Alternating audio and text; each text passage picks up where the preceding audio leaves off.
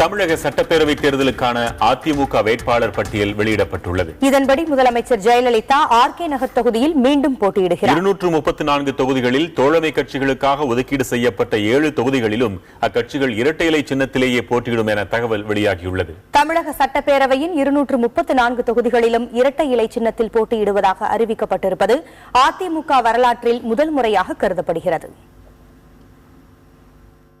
அதிமுக பொதுச் செயலாளரும் தமிழக முதலமைச்சருமான ஜெயலலிதா 234 தொகுதிகளுக்கும் வேட்பாளர் பட்டியலை இன்று வெளியிட்டார்.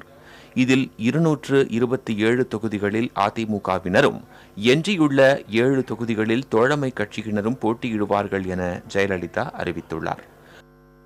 பட்டியலின்படி ஆர்கே நகர் தொகுதியில் முதலமைச்சர் ஜெயலலிதா மீண்டும் களமிறங்குகிறார். நிதி அமைச்சர் பன்னீர்செல்வம் போடி தொகுதியில் போட்டியிட உள்ளார்.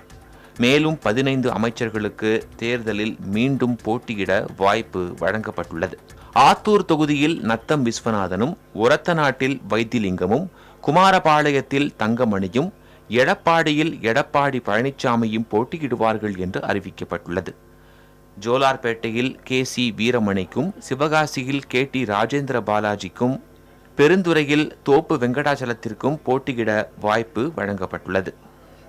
தொண்டாமுத்தூர் தொகுதியில் SP வேலுமணியும், விராலிமலையில் விஜயபாஸ்கரும், 1000 விளக்கு தொகுதியில் வளர்மதியும், அண்ணாநகர் தொகுதியில் கோகுல இந்திராவும் போட்டியிடுகின்றனர்.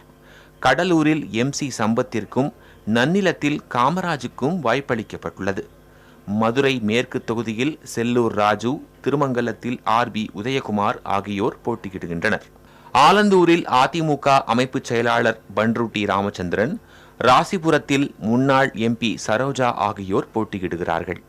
மயிலாப்பூர் தொகுதியில் முன்னாள் DGP R நட்ராஜ், சைதாப்பேட்டை தொகுதியில் அதிமுக அமைப்பு செயலாளர் பொன்னையன் ஆகியோர் போட்டியிடுகிறார்கள். தாம்பரத்தில் முன்னாள் MP சிட்லப்பாக்கம் ராஜேந்திரன், தருமபுரியில் முன்னாள் MP பூத்தா இளங்கோவன் போட்டியிடுவார்கள் என்று அறிவிக்கப்பட்டுள்ளது. திண்டுக்கல் தொகுதியில் திண்டுக்கல் சீனிவாசனுக்கு வாய்ப்பளிக்கப்பட்டுள்ளது. செங்கோட்டையன் கோபிச்செட்டிப்பாளையம் தொகுதியிலும், பருதி இளம்வழுதி எழும்பூர் தொகுதியிலும் களமிறங்குகிறார்கள். அமைச்சர்கள் MSM ஆனந்தன், பழனியப்பன், சண்முகநாதன், பூனாட்சி, முக்கூர் சுப்பிரமணியன் ஆகியோருக்கு வாய்ப்பு வழங்கப்படவில்லை. இதேபோன்று ஜெயபால், சுந்தரராஜ், அப்துல் ரஹீம், N சுப்பிரமணியன், மோகன் ஆகியோருக்கும் சட்டப்பேரவை தேர்தலில் போட்டியிட வாய்ப்பளிக்கப்படவில்லை.